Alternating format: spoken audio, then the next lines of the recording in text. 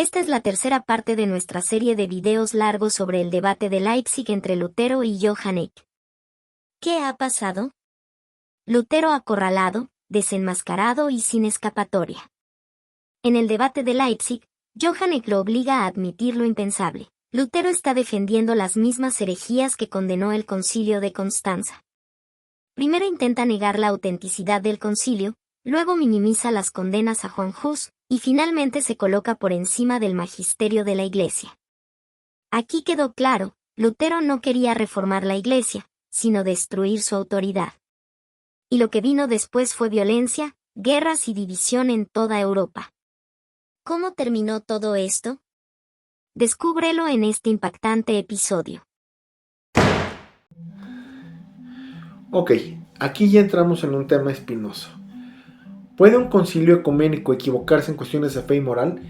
Lutero, al sentirse acorralado por Eck, se lanza él mismo al abismo, afirmando que sí, que los concilios pueden errar. Y no solo lo dijo, sino que lo justifica, según él, con un caso concreto, el Quinto Concilio de Letrán, que fue de 1512 a 1517. Este concilio había corregido ciertos errores del Concilio de Constanza y de Basilea, especialmente en lo que respecta a la relación entre el Papa y los concilios.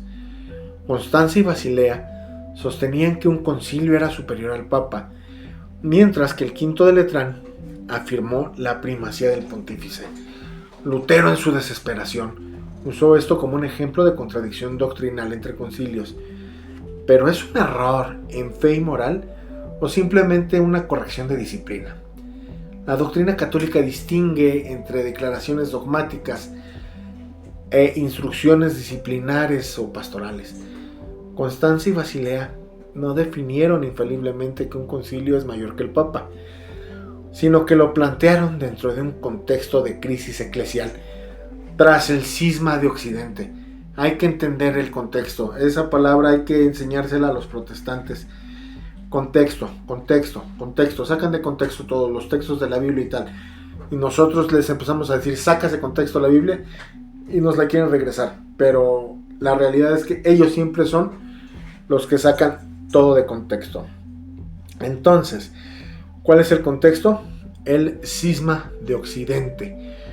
¿Ok? Entonces, el Quinto de Letrán simplemente restableció la enseñanza tradicional de la Iglesia, que el Papa tiene la última palabra en materia de fe y moral, porque su autoridad, ¿de quién proviene? De Cristo. El punto clave es que Lutero no estaba tratando de hacer una distinción teológica seria. Él necesitaba su pretexto para justificar su rechazo a la autoridad de la Iglesia. Así que tomó este debate entre concilios como prueba de que los concilios no son fiables. Pero si los concilios pueden errar, entonces, ¿dónde queda la certeza doctrinal? La única alternativa que le quedaba era colocarse él mismo como la autoridad máxima en la interpretación de la fe. Y sí, el camino de Lutero lo llevó a su destino inevitable. Los concilios se equivocan, y si el magisterio se equivoca, entonces la única voz confiable era la suya. Lutero ya no debatía con Eck. Lutero estaba discutiendo con toda la tradición de la Iglesia. Había llegado a un punto insostenible. Tras la derrota del conciliarismo en Basilea, no hubo concilios en la segunda mitad del siglo XV. El rey de Francia, Luis XII, convoca al concilio de Pisa para limitar el poder del papado. El papa, Julio II, convoca el quinto concilio de Letrán. ¿Por qué? Porque tiene que reaccionar al concilio de Pisa, al que él llama conciliábulo. Se deroga la pragmática sanción de Bourges, que limitaba el poder del papa en territorio francés. Entonces también se condena el conciliarismo y por otro lado también se condena la doctrina que niega la inmortalidad del alma, que en ese momento estaba en boga por boca de Piero Pomponazzi. También se establece la censura previa a los libros impresos, lo cual devendría en el índice de libros prohibidos de 1559. cuando Francisco I de Francia sube al trono y rechaza el concilio de Pisa y se adhiere al quinto concilio de Letrán, pues le es imputado el título de cristianísimo rey de Francia. Todo este pensamiento sería retomado por Lutero en la Dieta de Worms, y les voy a dar el ejemplo. Lutero, en la Dieta de Worms, dijo su famosa frase: no seré persuadido sino por las Sagradas Escrituras, y no por papas o concilios que a menudo se han contradicho entre sí. Con esto, Lutero nos estaba diciendo que no había otra autoridad que la Biblia.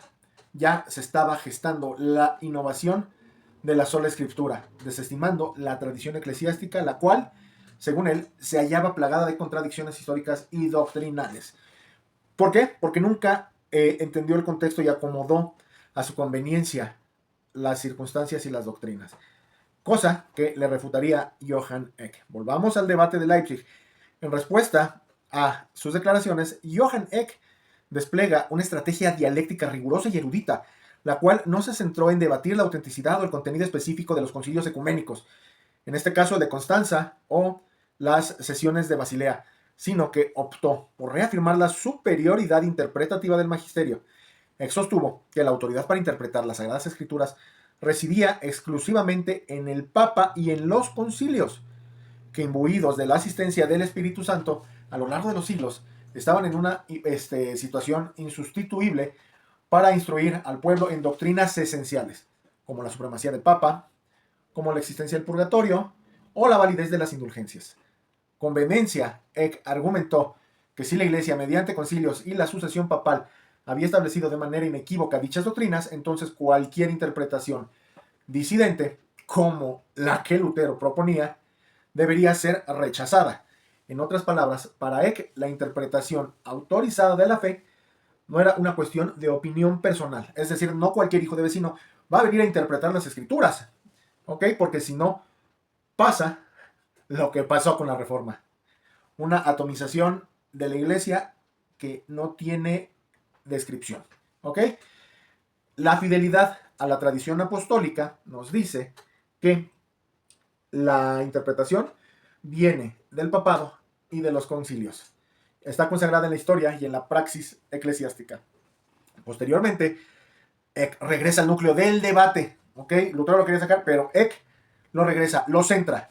Y denunció que Lutero, al parecer, defendía posturas reminiscentes a las de Hus, el reformador checo, cuyo pensamiento había sido repudiado y condenado en el Concilio de Constanza. Este argumento fue insultado para insinuar de manera categórica que Lutero estaba incurriendo en herejía, porque si estoy de acuerdo con los dichos herejes, con los dichos heréticos de un hereje, entonces yo soy hereje, ¿correcto? Esa es la relación que hacía. No le decía directamente hereje, pero dice: ¿estás de acuerdo con un hereje? ¿Tienes las ideas de un hereje? O sea, es como, huele como pato, hace como pato, entonces es pato. Y entonces Lutero hablaba como hereje, estaba de acuerdo con herejes, es un hereje, ¿no? Ante semejante acusación, Lutero replicó con ironía, pues aquí básicamente Eck le estaba diciendo que ya no estaba dentro de la ortodoxia cristiana. Incluso algunos llegan a especular que Eck le dijo: Lutero, para mí tú ya no eres un cristiano. Bueno, y esto estuvo cargado de matices, de respuestas, y obviamente Lutero, con su carácter, pues no se quedó sin contestar. Aquí hubo muchos matices doctrinales y retóricos. Trascendió el mero debate dialéctico para configurarse como un hito definitorio en la lucha por la autoridad en la interpretación de la materia de la fe. Mientras Lutero postulaba que la interpretación de las escrituras debía ser autónoma e intransferible, sustentada únicamente en la inspiración divina, es decir, yo interpreto la Biblia a mi gusto, Eck defendía con rigor la primacía del magisterio, el custodio legítimo de la tradición apostólica y la verdad revelada, cuya autoridad se fundamentaba en la sucesión apostólica y en siglos de doctrina ininterrumpida. Así, la disputa entre Lutero y Eck no fue solo un choque de ideas, sino el preludio de una fractura profunda en la cristiandad occidental, que con el tiempo desembocaría en la Reforma protestante, que más bien fue un cisma, y en una reconfiguración radical del paisaje eclesiástico y doctrinal de Europa.